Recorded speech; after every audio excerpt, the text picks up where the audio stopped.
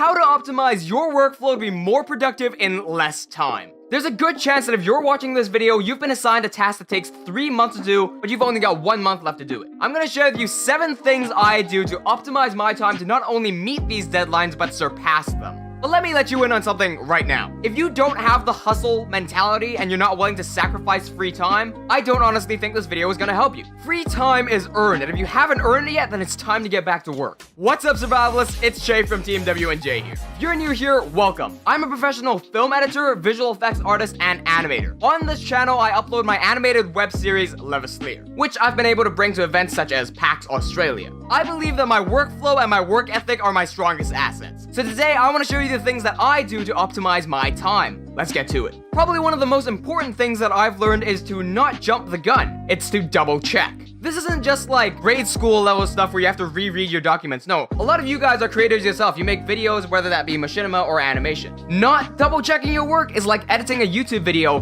not watching it back, exporting it, and then uploading it to YouTube, then watching it for the first time and then realizing you have a mistake. So now you gotta take down the video, re-edit it, not check it again, re-upload it, and find even more mistakes in it.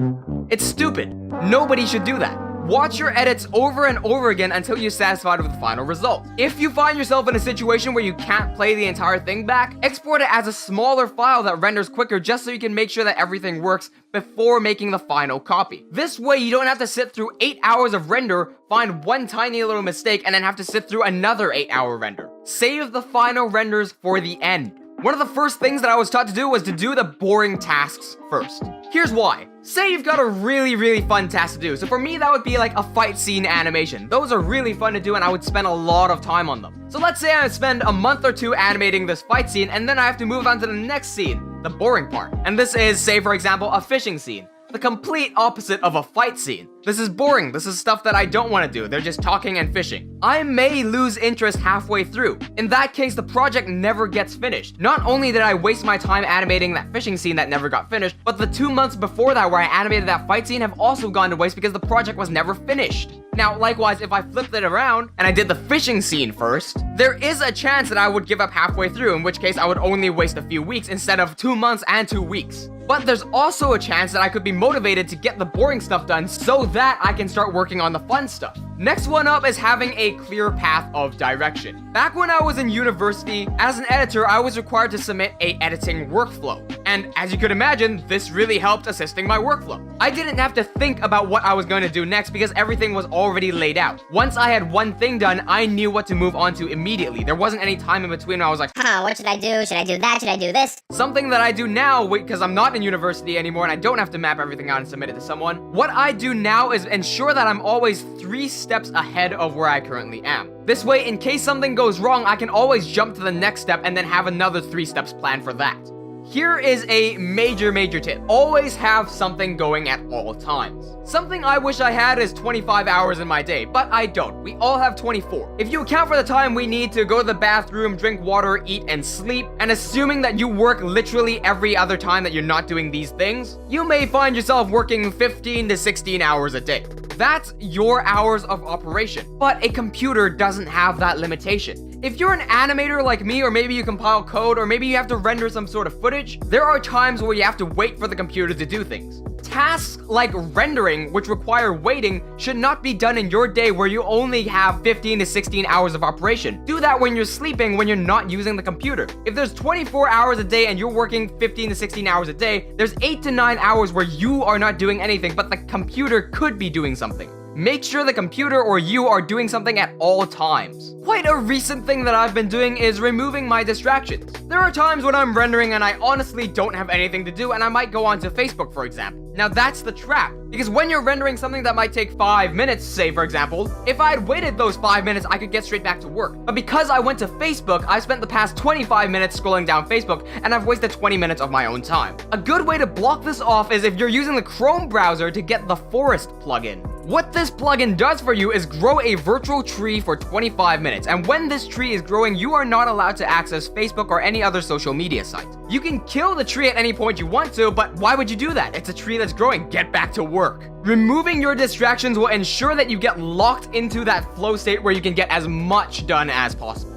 Next, be a sprinter, not a marathon runner. This means that you go for speed, not the full duration of the time. So let's say, for example, you're allocated 30 days to get some work done, and you have to work on this entire project for, say, 60 hours. A marathon runner would take advantage of these 30 days and work 2 hours every single day. A sprinter would get those 60 hours of work done as fast as possible. This way, I would probably be working for the first 2 or 3 days, leaving the rest of the 27 days completely free. This doesn't mean that I have 27 extra days where I can do nothing. These 27 extra days can be used to perfect the stuff that I've already done on the first 3 days. Not only have I met the deadline, I've surpassed it by a lot. Not only have I met my result, I've also surpassed the result by a lot. Be a sprinter, not a marathon runner. Finally, take the appropriate breaks. Know your limitations. Now, there is such thing as working too hard, but you have to know your own limitations.